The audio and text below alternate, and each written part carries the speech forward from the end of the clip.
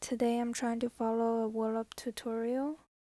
His work always has really beautiful lighting and contrast, and those are the things that I'm not really good at. I've never painted on an iPad before. My usual workflow is draw a sketch, draw line art over the sketch, and then color in the line art. So my final product usually look pretty anime. So this will be a really new experience. I don't need to figure out a composition like what he's doing right now, so my recording does have a head start, but he'll catch up really fast.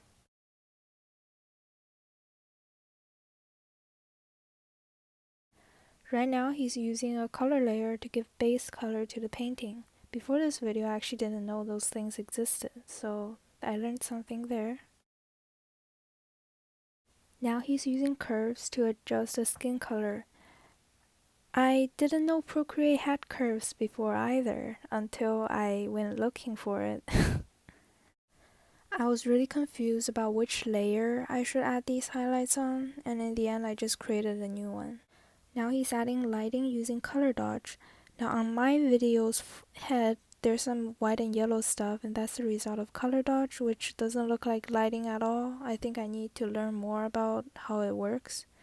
At this point I just have everything about this character in one layer because that seems to be what he's doing right now. So the character is in one layer and the background is in one layer.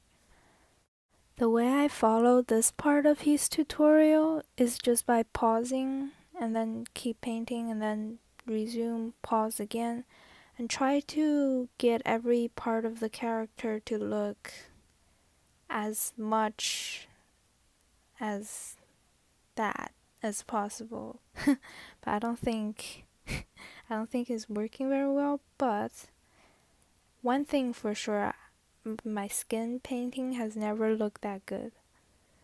Here are some new stuff that I learned about Procreate in order to follow this tutorial.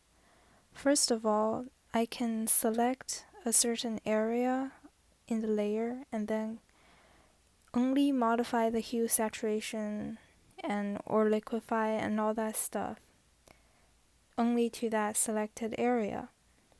I didn't know Procreate can do that before. Also, Smudge tool is very helpful in following this tutorial because WLOP's unfinished artwork is really rough most of the time. In order to look like that, I need to smudge literally all the time. I think 50% of this painting is me smudging away. Here's something I noticed about his workflow. It seems like he will do a really rough shape of the character, and then he'll add in one layer of detail for everything, and then he'll go over everything again and add details again, and then go over everything again and add details again. So there's a lot of back and forth, and whatever I do at the moment might be changed after a few seconds. Before I tried to follow this tutorial, I always thought the more rough and not important parts are so rough it must be really easy to paint them, but that's actually not the case. Even though it looks not detailed, for example the armor and the dress is not super detailed, but every light and shadow on that armor and dress makes the whole thing look more realistic.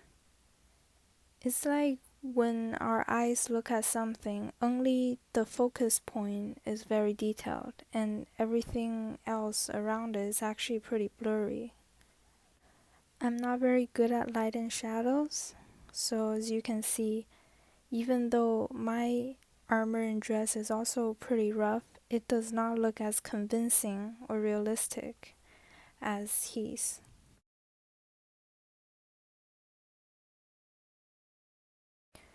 I just noticed that mine actually looked really bluish compared to his. I'm not sure why. Actually, now I think about it, I did use a lot of blue colors. At this point, both are almost finished.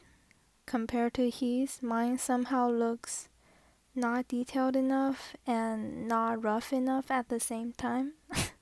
I don't know how that happened.